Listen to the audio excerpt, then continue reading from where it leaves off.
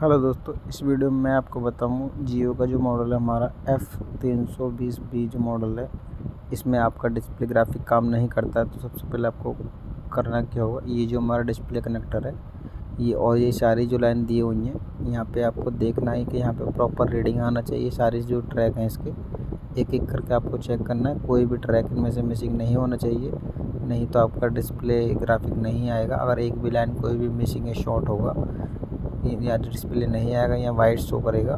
तो ये ट्रैक कुछ इस तरीक़ा से है, यहाँ से सीधा आगे निकल कर वो कहाँ से जुड़े हैं वो आपको मैं दिखाता हूँ।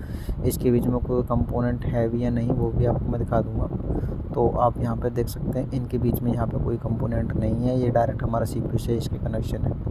इस तरीक़ा से अगर इनमें से कोई आपका ट्रैक मिसिंग या शॉर्ट हो जाता है तो आपको CPU को चेक करना पड़ेगा।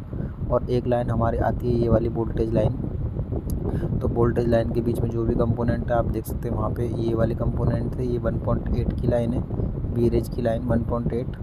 तो ये यहाँ पर हमारा 1.8 भी बनना चाहिए।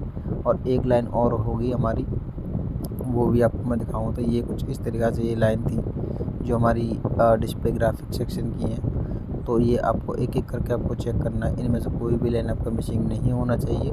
और ये हमारी जो थी वोल्टेज सेक्शन की लाइन थी और ये हमारी ग्राफिक सेक्शन की जो लाइन है सारी ओके होनी चाहिए, तभी आपका डिस्प्ले जो ग्राफिक है वो काम करेगा। तो अगर इनमें से एक भी लाइन आपकी मिसिंग होगी तो वो ग्राफिक सेक्शन काम नहीं करेगा। और ये हमारी देख सकते हैं ये सेकंड वाली वोल्टेज सेक्शन की लाइन है, ये वाली 2.8 वाली, ये दोनों ओके होने चाहिए, 1.8 और 2.8।